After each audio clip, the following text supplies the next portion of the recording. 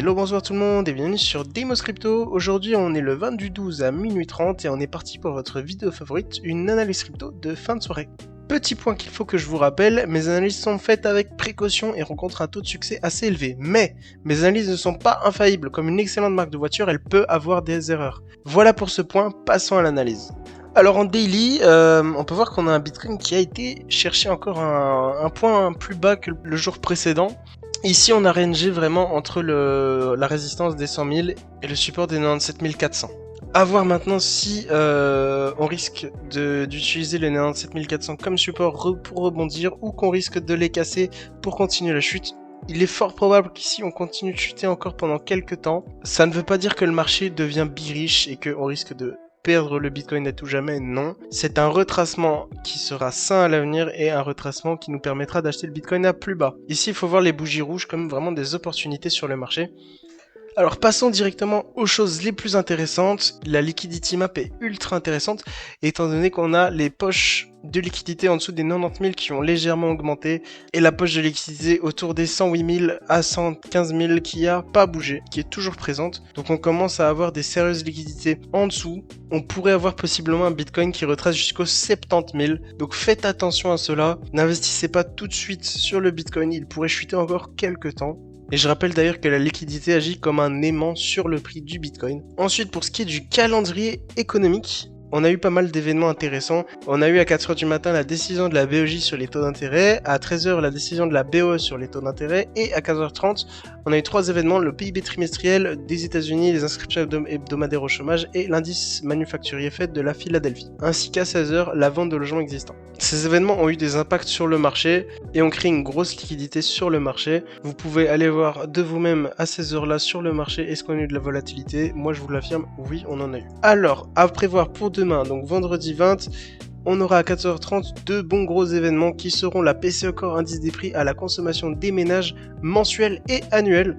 À prévoir un pic de volatilité à 14h30, faites vraiment attention, soyez attentifs. Moi si je peux vous donner un conseil, c'est éviter de trader à cette heure-là, car vous pouvez vous faire liquider assez vite. Alors petite news aussi qui n'a pas été précisée, mais pendant le discours de Jérôme Powell a dit quelque chose d'extrêmement intéressant qui a vraiment fait chuter le marché. Il a dit très exactement, nous n'avons pas le droit de posséder des bitcoins, ce qui a entraîné une chute sur les marchés de la crypto, et ça c'est vraiment dommage pour le bitcoin, à savoir que Jérôme Powell est le président de la Fed, la réserve fédérale des États-Unis. C'est quand même une grosse institution et savoir qu'il ne peut pas posséder de Bitcoin, ça a fait chuter le prix assez vite. Ici, cette nouvelle va sûrement faire chuter le prix un petit peu, à savoir qu'on aura toujours Trump derrière pour pousser le prix et d'autres gros crypto-investisseurs comme Elon Musk qui seront fort présents pour pousser le prix et le faire grimper à des sommes colossales. Donc pas d'inquiétude, c'est pas parce que nous avons une mauvaise nouvelle que nous continuerons sur une grosse chute.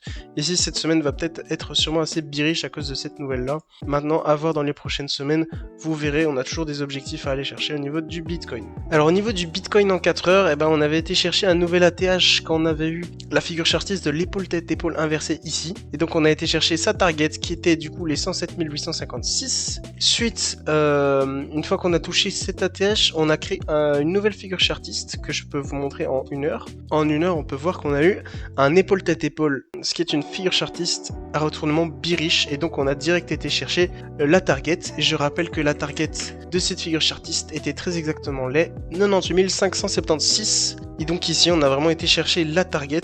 Donc on peut voir qu'au niveau du Bitcoin à court terme, on est clairement sur quelque chose d'assez bearish. On est en train de casser petit à petit tous les supports. À savoir que les supports nous feront rebondir, mais ne survivent pas. Ici, on peut voir qu'on a vraiment rebondi sur le support des 100 000. Le support des 100 000 qui est quand même super puissant. Il nous a fait rebondir pendant quelques heures. Il nous a fait rebondir quasiment pendant 8 heures. Et puis après, on a continué la chute, on l'a cassé. Et donc là, on est en train de rebondir sur le support des 97 400 qu'on a break et qu'on est en train de faire le pullback qui nous a ramené légèrement au-dessus, mais à mon avis, on va continuer malheureusement la chute jusqu'aux 94 000, voire au-delà. À voir ce que donnera le Bitcoin fin de semaine.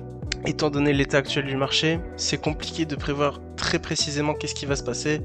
On a un marché un peu instable en ce moment. Donc moi je veux vraiment vous demander de rester à l'affût pour éviter le maximum de pertes au niveau de votre capital. Je rappelle d'ailleurs que la Bitcoin dominance ne fait que grimper en ce moment et donc de ce fait les altcoins n'arrivent pas à prospérer sur le marché. On peut voir vraiment que on a des altcoins qui prennent moins 8%, des altcoins qui perdent moins 10%.